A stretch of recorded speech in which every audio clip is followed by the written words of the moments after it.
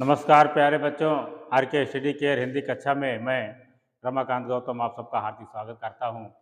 आशा है कि आप लोग स्वस्थ होंगे। बच्चों, पिछली कक्षा में हम लोगों ने रूपक अलंकार को पढ़ा। आइए हम लोग आज अर्थालंकार में जो है तीसरे खंड को पढ़ते हैं, तीसरे अलंकार को पढ़ते हैं, जिसका नाम है उत्प्रेक्षा अलंकार। उत्प्रेक्षा अलंकार। उत्प्रेक्षा अलंकार, यहाँ परिभाषा रूपक अलंकार की ही तरह से है, थोड़ा सा भिन्नता है। जहाँ पर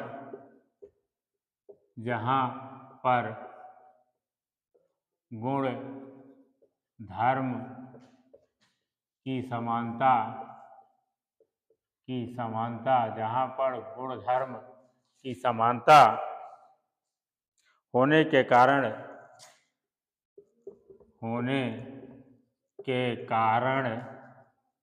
उपमेय में उपमान की कल्पना अथवा संभावना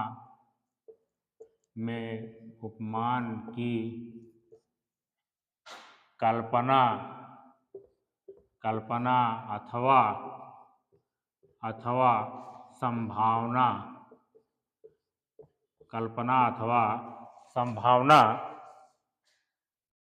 प्रकट की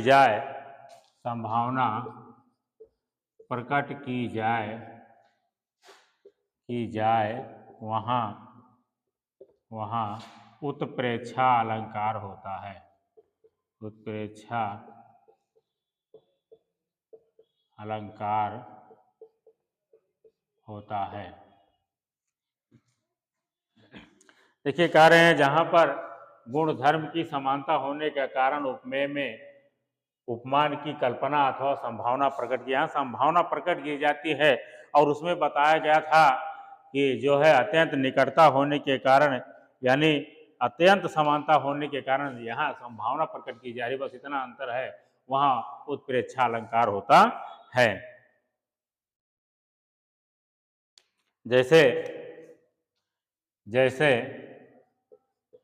जैसे मुख मानो चंद्रमा है। मुख मानो चंद्रमा है, अर्थात यहाँ माना गया है, मुख तो है लेकिन मुख कैसा माना जा रहा है, चंद्रमा के समान माना गया। संभावना प्रकट की जा रही, जबकि है नहीं, संभावना प्रकट की जा रही, माना जा रहा है मानो चंद्रमा, मुख जो है चंद्रमा की तरह से है।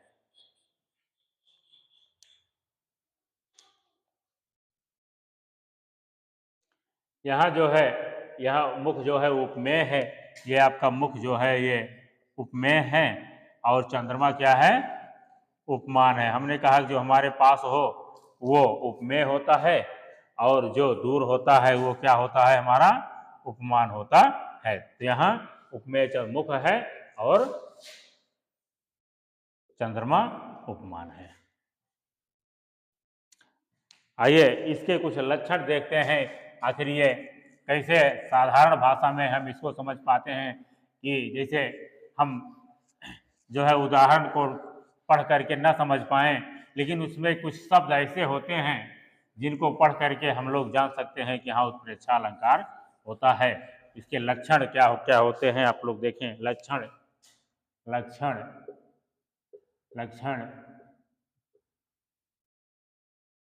इसमें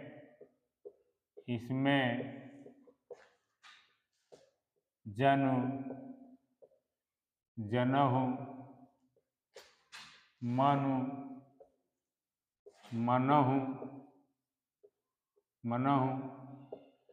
जानहु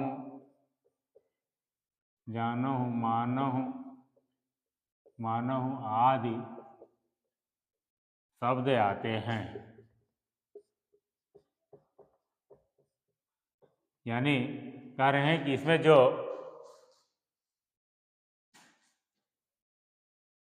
जनहु मानु मनो, जानो, मानो, मानो,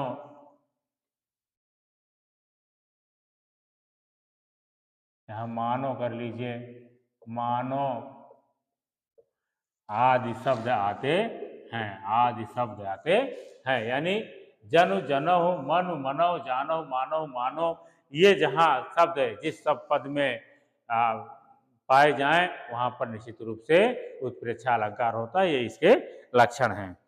आइए उदाहरण के माध्यम से हम लोग समझने की कोशिश करते हैं। जैसे उदाहरण है, उदाहरण नंबर 1 हम लोग समझने की कोशिश करते हैं।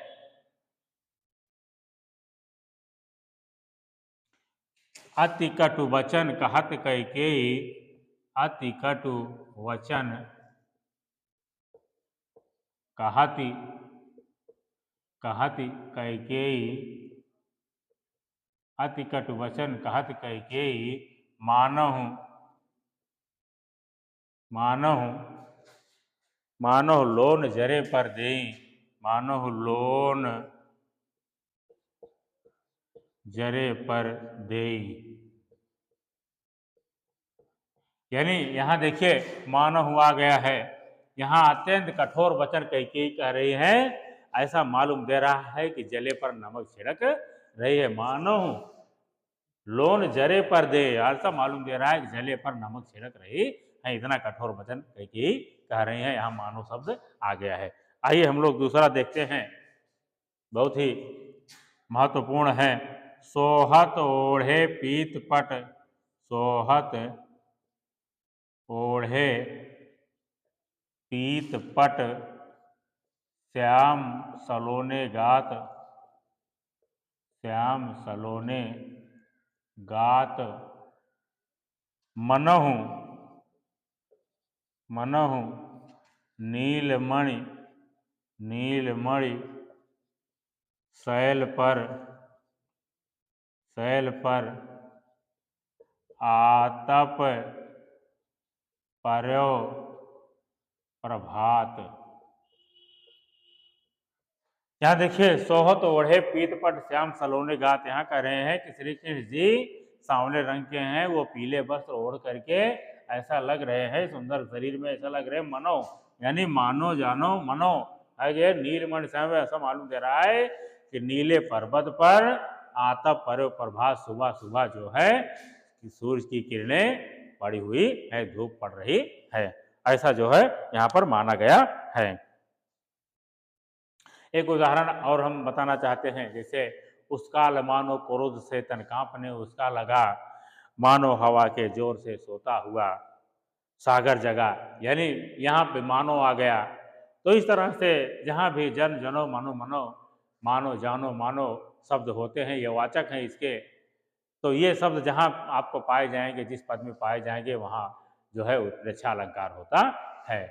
तो आज के लिए बच्चों बस इतना ही, और फिर हम अगली कक्षा में एक नए अलंकार के साथ मिलेंगे। तब तक के लिए जय हिंद, जय हिंदी।